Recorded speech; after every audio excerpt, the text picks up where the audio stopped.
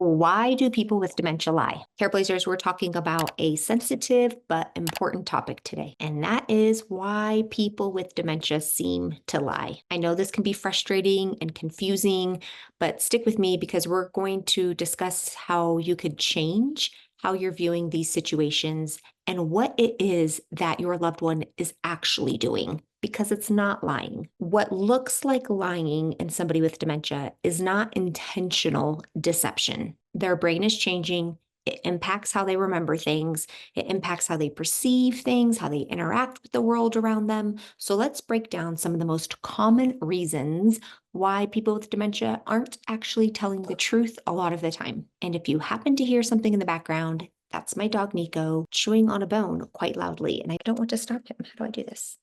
There he is. Hey, Nico. Okay, so reason number one is that dementia often impacts memory, a lot of times short-term memory. So they may have told you that they have just eaten because they think they have just eaten and they just simply don't remember. They're not trying to lie. In their mind, the meal may have just happened. Or even the opposite, they may have just eaten and told you they haven't eaten because in their mind, their short-term memory is so poor, they don't remember having eaten. Number two is something called confabulation.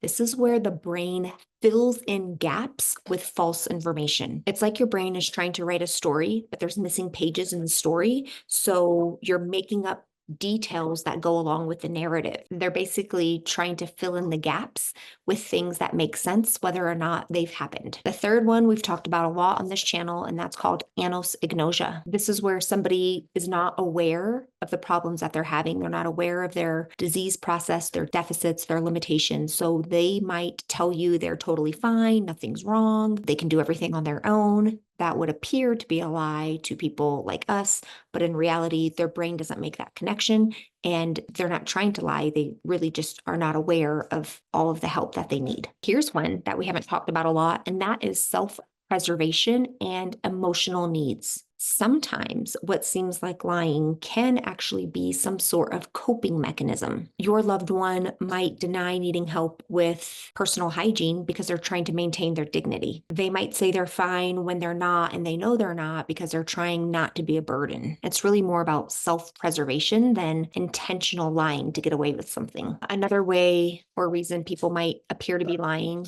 who have dementia is this altered perception of reality. So somebody with dementia might say they talked to a relative who's been dead for a while, but for them, they might literally think that this deceased relative visited them recently. For whatever reason, that memory to them feels very real and very recent. Their perception of time has shifted. So what do we do as careblazers when our loved one appears to be lying?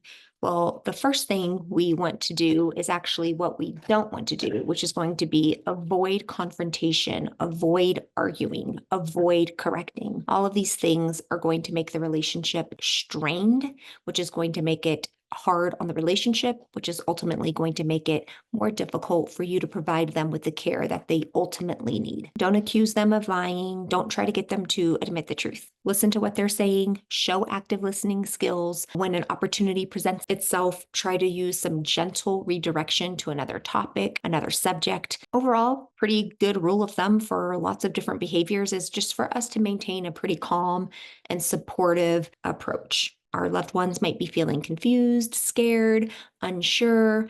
Our patience, our demeanor, our nonverbals are going to mean a lot in those situations. I mean, just imagine if our memory was so poor we couldn't remember what happened 10 minutes beforehand, or if our sense of time was so altered and skewed that we thought somebody who has been dead for 10 years visited us the other day. We're talking about pretty significant brain changes that are happening that we don't really see on the outside, but are truly happening. And when you think about it, when we have the thought that somebody is lying to us, it makes us frustrated, it makes us upset, it changes the way we interact with somebody in a negative way.